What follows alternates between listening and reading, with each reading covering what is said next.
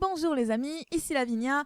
Et avant de faire donc ma première review en vidéo, je vais d'abord vous expliquer 2-3 choses. Alors déjà, je suis désolée pour le retard, parce que bah voyez, je vous avais promis que la vidéo sortirait d'ici, je crois, fin juin.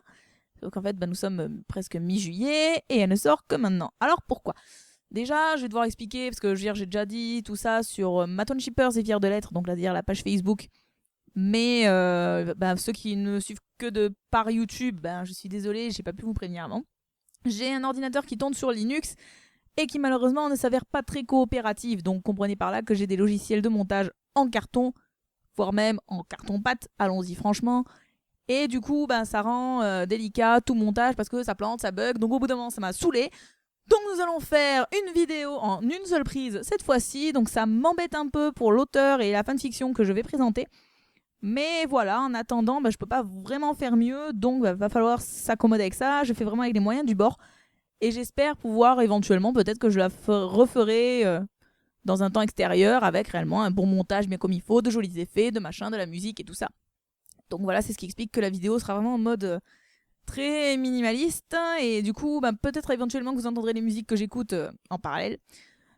Mais bon, je promets rien, donc on va faire comme on peut. Et optionnellement, juste avant qu'on démarre, je préfère le préciser, si vous me voyez souvent fixer le côté bas, là, par ici, du cadre, c'est tout simplement parce qu'en fait, j'ai mes notes qui sont juste ici, donc pour histoire de m'y retrouver, parce que ça va être une bonne grosse intro. Donc du coup, j'espère que ça ne dérangera pas trop. Voilà, mais je préférais en parler. Bon alors, quel fanfic vais-je vous proposer aujourd'hui? Je suis déjà au courant, figurez-vous. Alors, est-ce que vous aimez les romans comme Battle Royale, Hunger Games, Marche ou crève de Stephen King par exemple, ou même des mangas comme Mirai Nikki, et bon, il doit y en avoir d'autres dans le même genre, mais je ne les connais pas forcément. Et après, est-ce que de façon générale, vous frissonnez lorsque vous voyez un personnage qui se retrouve confronté à assassiner d'autres de ses semblables pour sa survie? Vous aimez bien? Vous aimez ça avec une petite ambiance délicieusement macabre et prenante, en plus d'être fan du webshow français, parce que voilà, quitte à y être, on va se faire plaisir jusqu'au bout.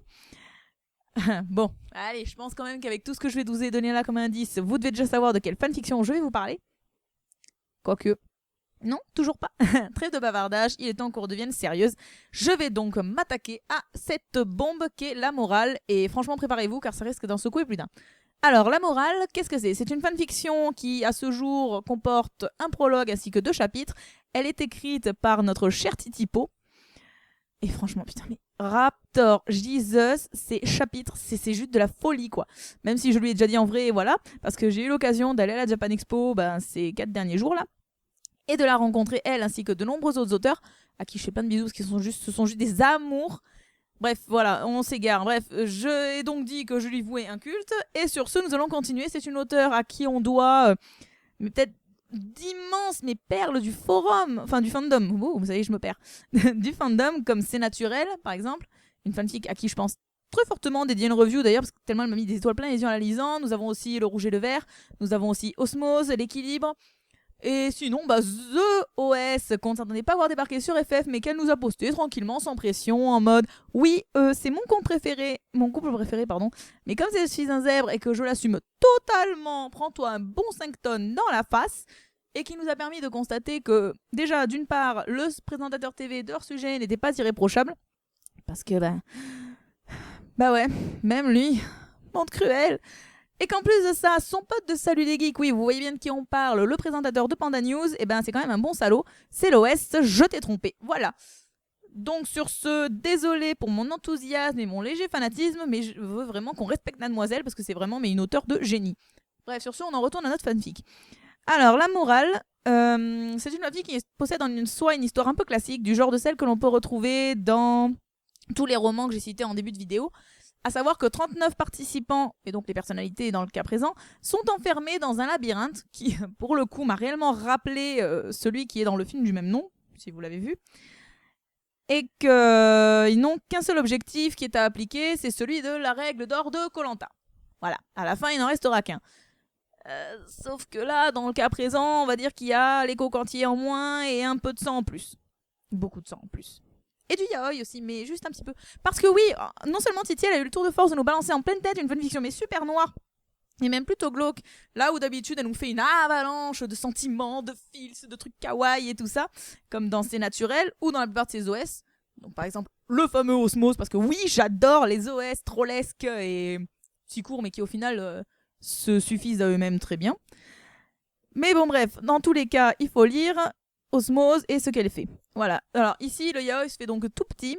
Ça tient vraiment, enfin je sais pas, ça tient sur une ligne, une ambiance, un frôlement de main, un mot, bref. C'est petit, c'est discret, on n'a pas de romance qui court de tous les côtés, et c'est fin, et c'est discret, et bordel. C'est réaliste, donc juste pour ça, Titipo, merci. Parce que oui, quand t'apprends qu'optionnellement, tu as 38 personnes derrière ton cul pour aller se faire un tapis avec tes boyaux, t'as pas forcément en tête l'objectif. Il faut vite que j'aille conclure avec la personne que j'aime platoniquement depuis 3000 ans, mais à qui je n'ai jamais osé me confier.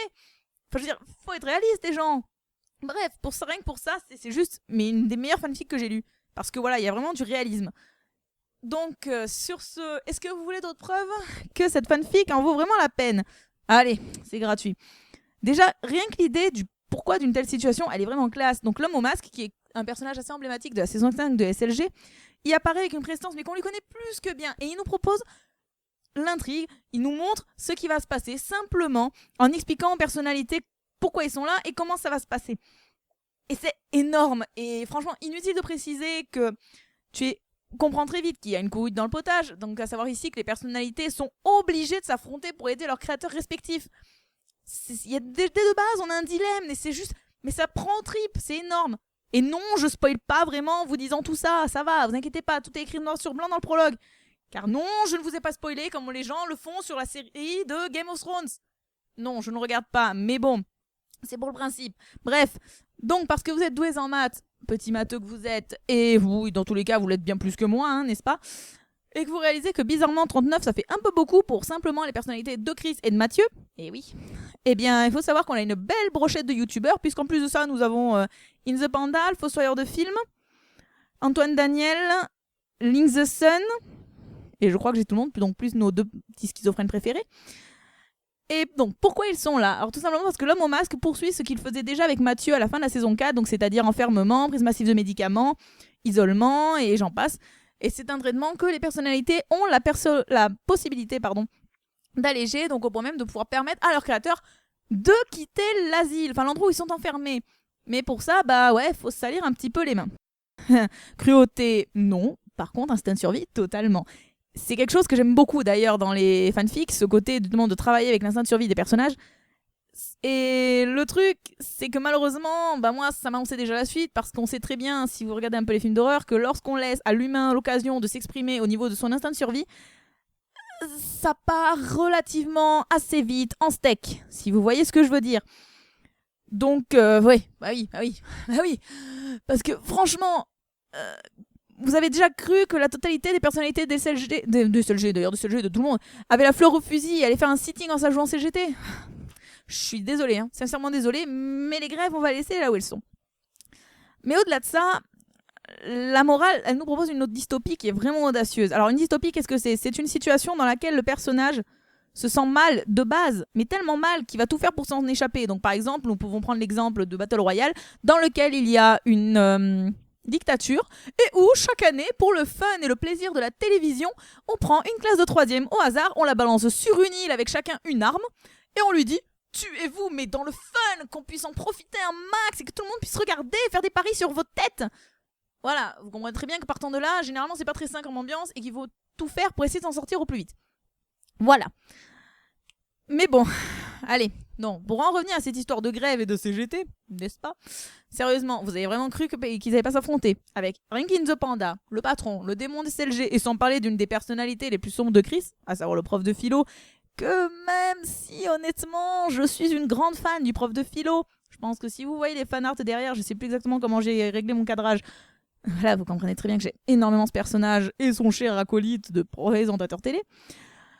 Franchement, dans une situation comme celle-ci, j'aurais vraiment très très peur de le croiser. Mais bon, ça c'est juste mon avis personnel. Et malheureusement pour nous, bah oui, ils n'allaient pas gentiment prendre le thé ensemble en attendant que l'heure ne tourne. Sinon ça aurait pas été drôle, et sinon la fic n'aurait pas été là. C'est d'ailleurs pour cette raison que cette fanfic n'est pas non plus à mettre entre toutes les mains, parce qu'elle est affublée d'un rating M et d'un trigger warning assez costaud. Et c'est pas pour rien. Autant au début, ça démarre tranquille, pépère. On se dit, ah ouais, ils vont se rebeller, ça va pas se faire, il va y avoir un pugilat, des alliances, un complot, un plan et tout ça. Autant, dès qu'on démarre, tenez-vous prêts, parce que franchement, les morts s'entassent très vite. Et c'est.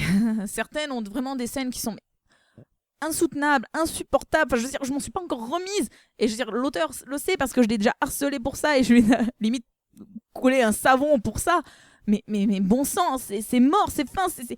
Titi, mais vois ce que tu nous as fait, vois notre tristesse, comment t'as pu faire ça, je m'en remets toujours pas encore. C'est juste pas possible. Enfin bon, voilà, c'est vraiment une des fics qui, au niveau dramatique, réellement, et twist, est réellement prenante. Après, pour ce qui est des points négatifs, franchement, j'en trouve pas beaucoup. Voire pas vraiment, et voire presque pas du tout. L'ambiance, elle est au millimètre près, elle est pesante, elle est lourde, elle est là, elle est partout. C'est au point qu'on se sente nous-mêmes dans la mouise dans laquelle les personnalités dans laquelle elles sont. C'est-à-dire, on est impuissant, on se sent perdu, soucieux, j'en passe. Les personnages sont vraiment très bien creusés et mis en avant chacun leur tour. Donc quelques-uns qui valent vraiment le détour, je pense notamment aux présentateurs télé, mais aussi aux carnistes, aux véganes et aussi à Crocomo, pour celles qui auront déjà lu la fanfic. Et pour ceux qui l'auraient lu par hasard et qui s'en souviendraient pas, allez relire la fic, parce que franchement ça fait de mal à personne.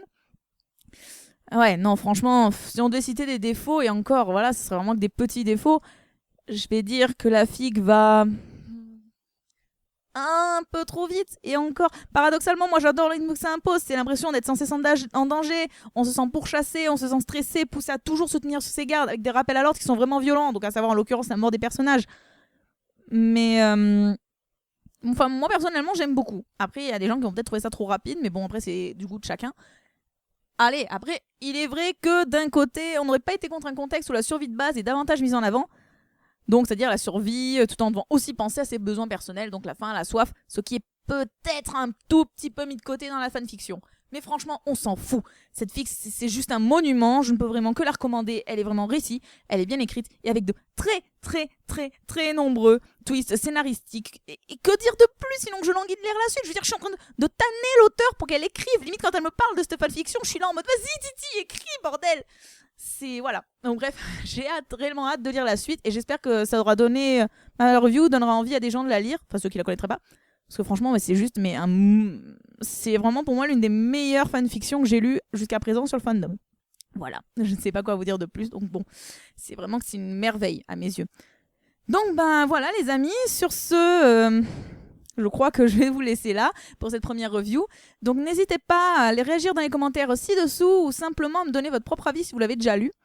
Pourquoi pas laisser un petit pouce bleu et même à vous abonner si vous en sentez l'envie.